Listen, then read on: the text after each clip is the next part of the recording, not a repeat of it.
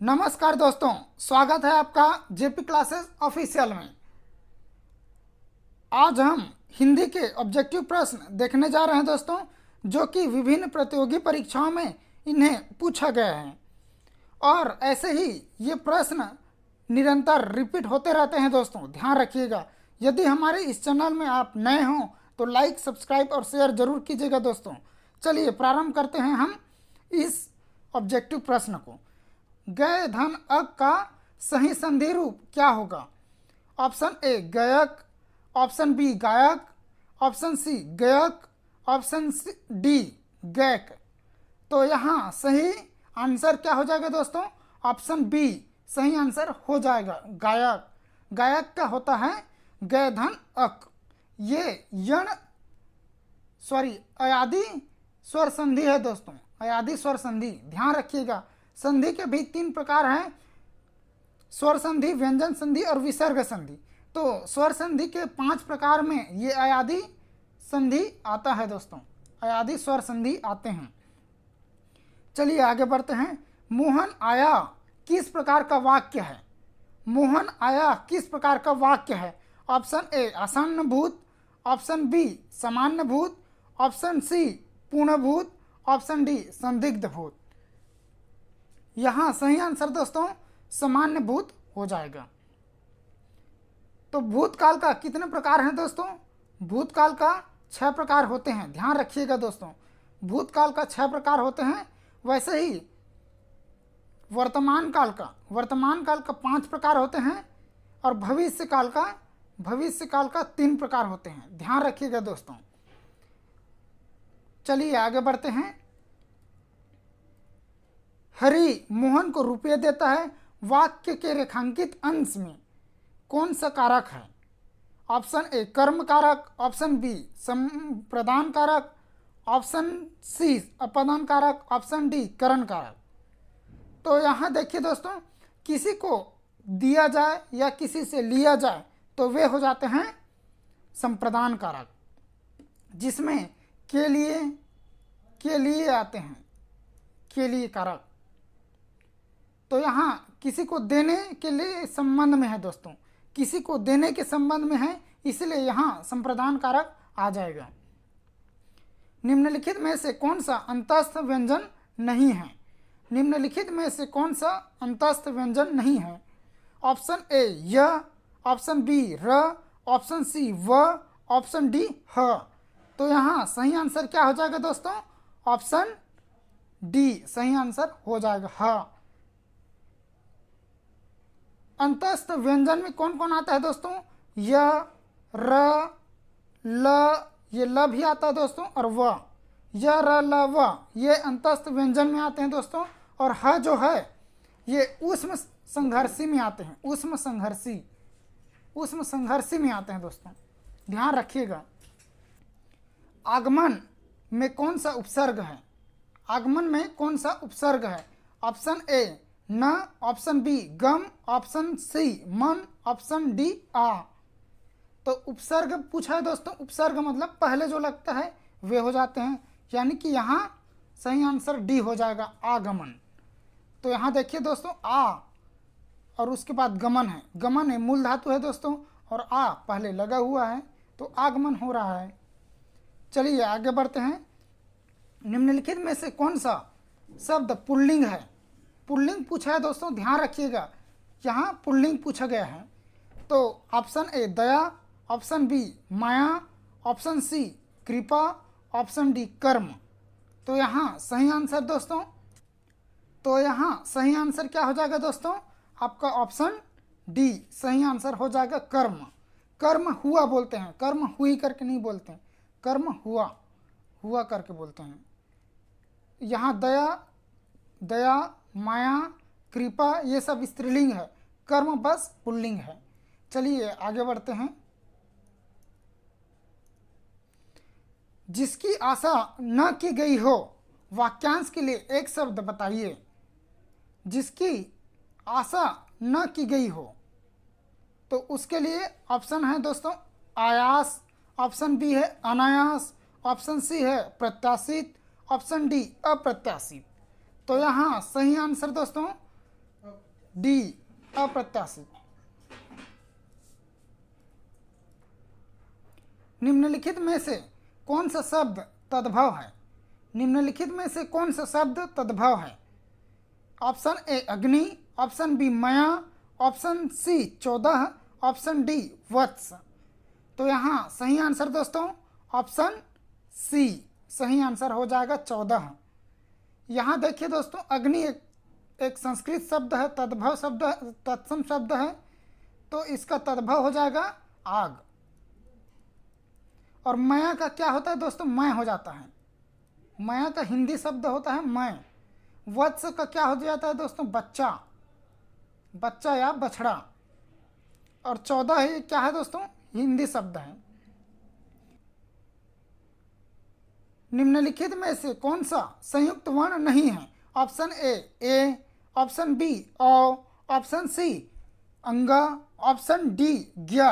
तो यहाँ सही आंसर क्या हो जाएगा दोस्तों? ऑप्शन सी सही आंसर हो जाएगा। बाकी ये संयुक्त स्वर है, ये भी संयुक्त स्वर है दोस्तों, ये संयुक्त व्यंजन है दोस्तों। संयुक्त व्यंजन में आ जाते हैं छ, त्र, ज्ञ और येसरा, ये आ जाते हैं दोस्तों संयुक्त व्यंजन में।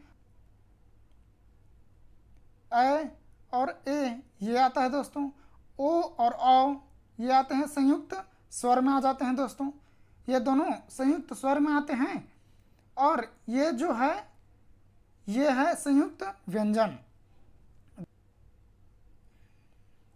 शास्त्रों की बात में कविता का दखल समझना यह भी धर्म के विरुद्ध है, यह भी धर्म के विरुद्ध है।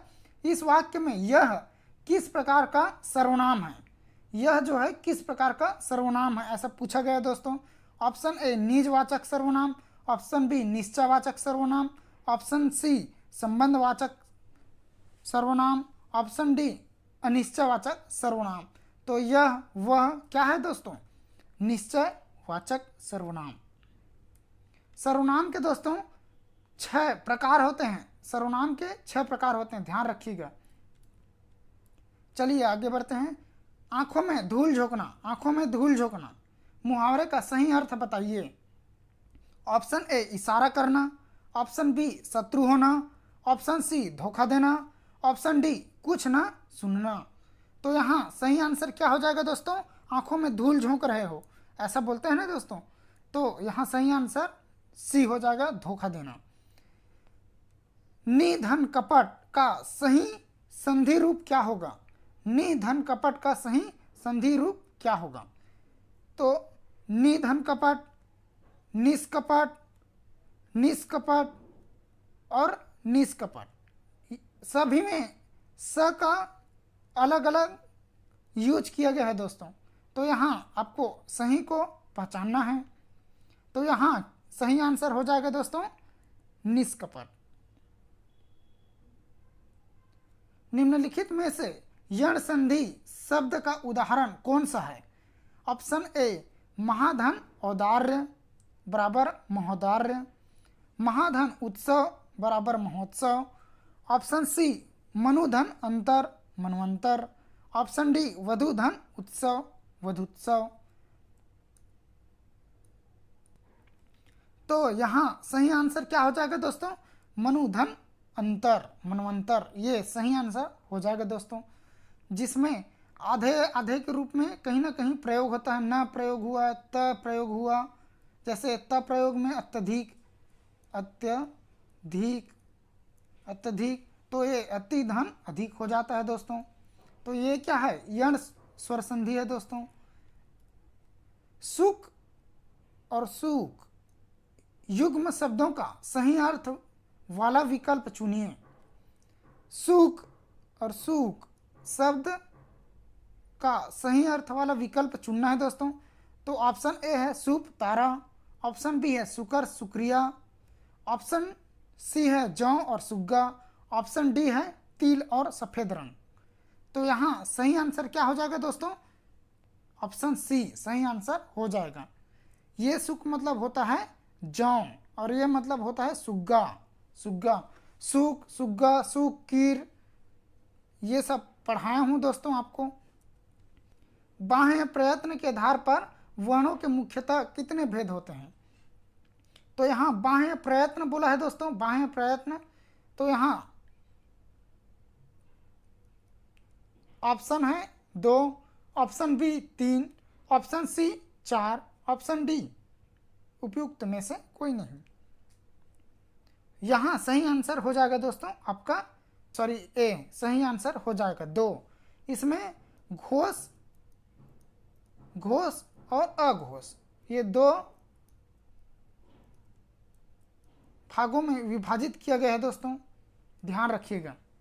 बाह्य प्रयत्न को घोष और अघोष 2 भागों में विभाजित किया गया है। विस्मय बोधक चिन्ह का प्रयोग होता है। विस्मय बोधक चिन्ह का प्रयोग कब होता है दोस्तों?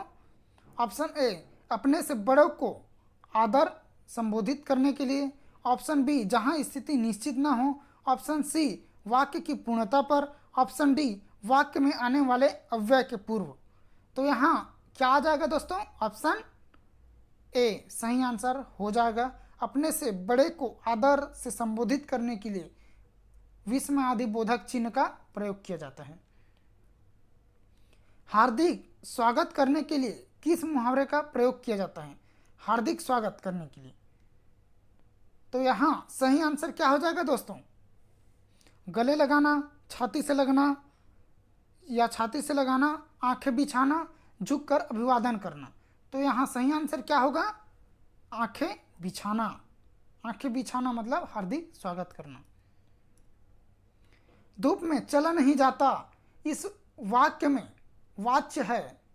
धूप में चला नहीं जाता भाववाच्य, ऑप्शन बी कर्तृवाच्य, ऑप्शन सी कर्मवाच्य, ऑप्शन डी उपयुक्त में से सभी।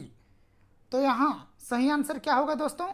ऑप्शन ए सही आंसर हो जाएगा भाववाच्य, क्योंकि यह भाव को बता रहा है दोस्तों कि उनसे धूप में चला नहीं जाता। ये यहाँ चलने का भाव बता रहा है।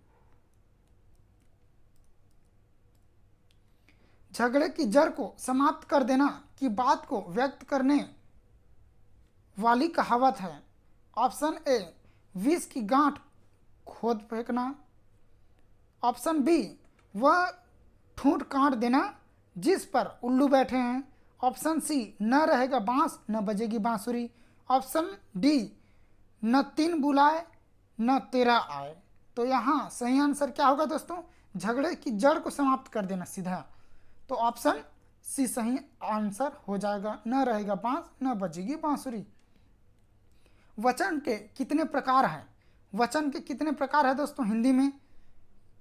तो यहाँ सही आंसर क्या हो जाएगा दोस्तों? Option A, option B, option C, option D. क्या होगा? ऑप्शन बी सही आंसर हो जाएगा 2। वचन के 2 प्रकार हैं, एक वचन और बहुवचन। बहुवचन।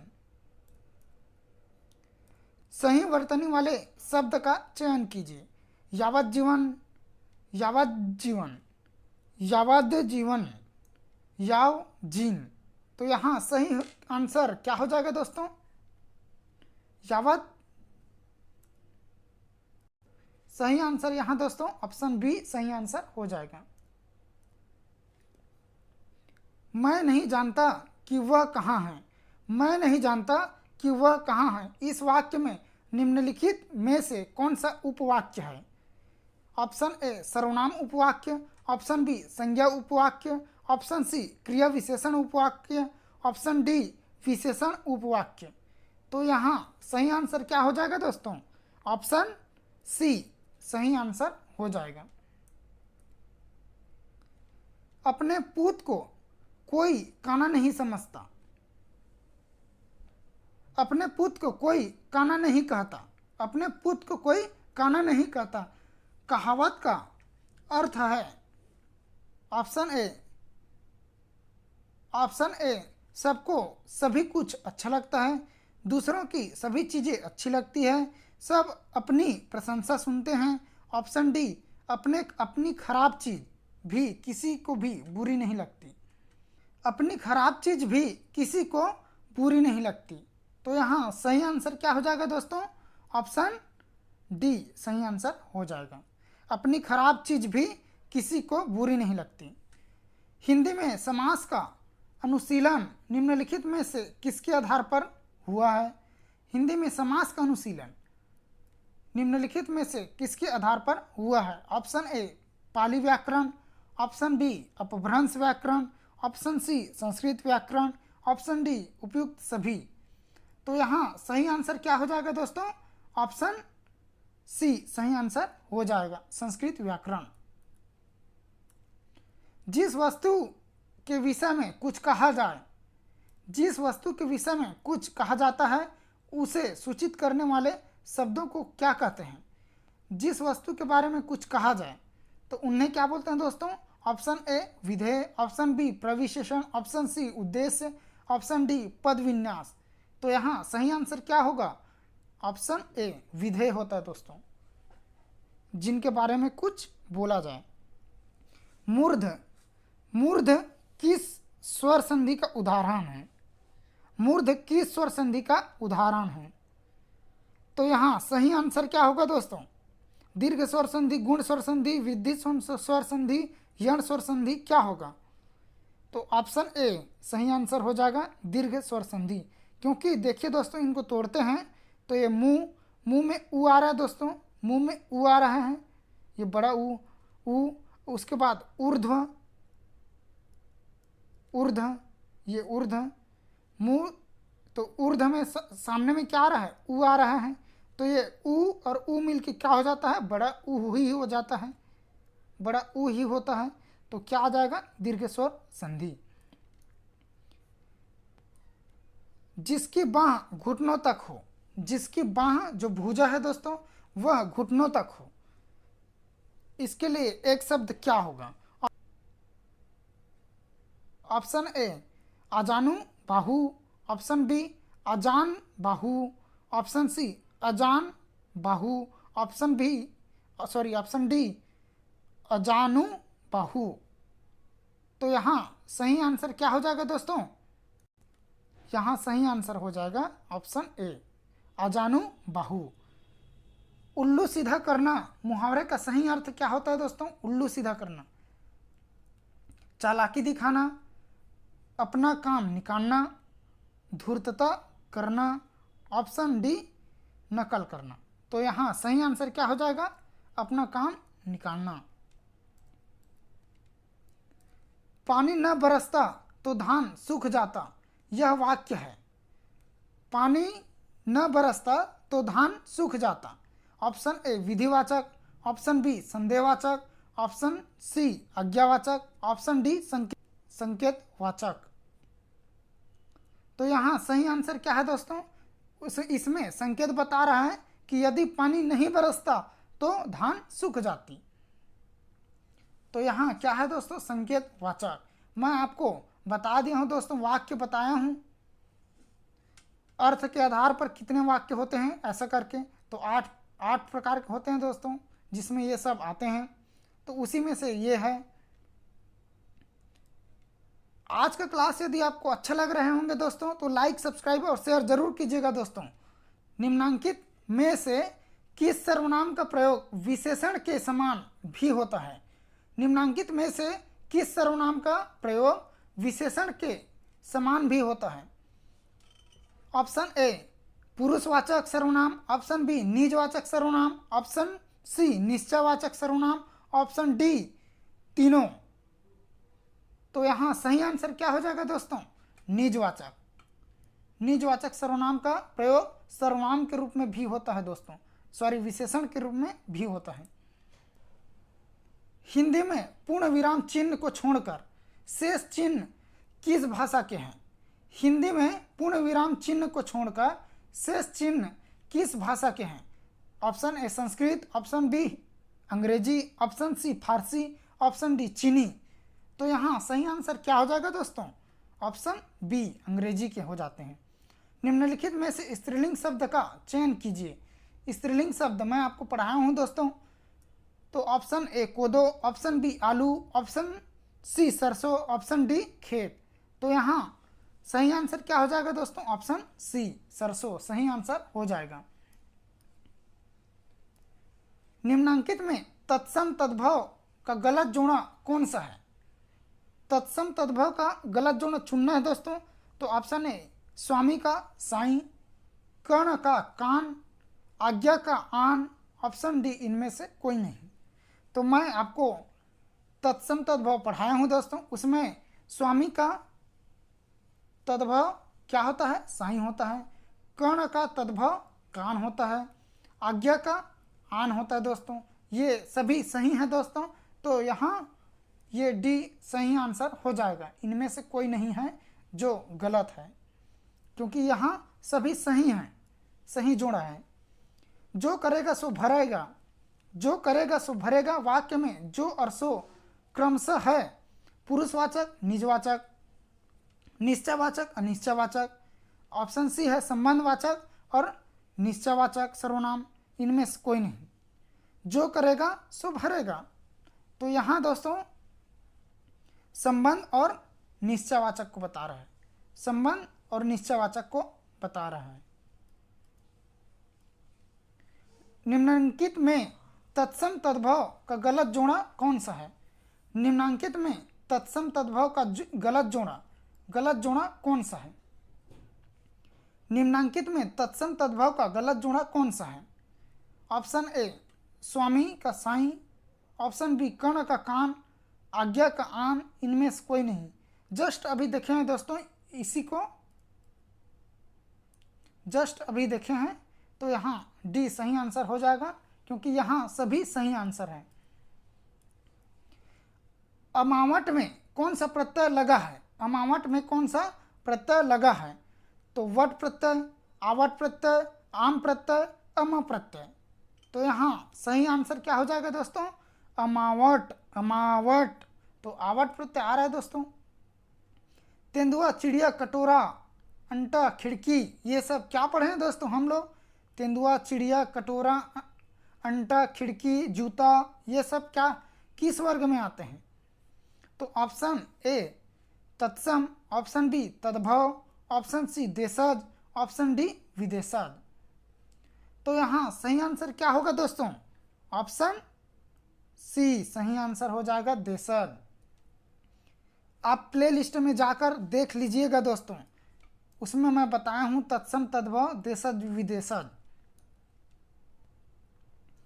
यह बात हर कोई जानते हैं, यह बात हर कोई जानते हैं वाक्य में किस प्रकार की अशुद्धि है? इसको पहचानना है दोस्तों। ऑप्शन ए यह, ऑप्शन बी बात, ऑप्शन सी हर कोई, ऑप्शन डी जानते हैं। तो यहाँ सही आंसर क्या हो जाएगा दोस्तों? ऑप्शन डी सही आंसर हो जाएगा, जानते हैं। ये जानते हैं क्यों होगा? क्योंकि आप जानते हो दोस्तों, हर कोई के साथ जानते हैं नहीं आता, हर कोई के साथ जानता है ये आता है, जानता है।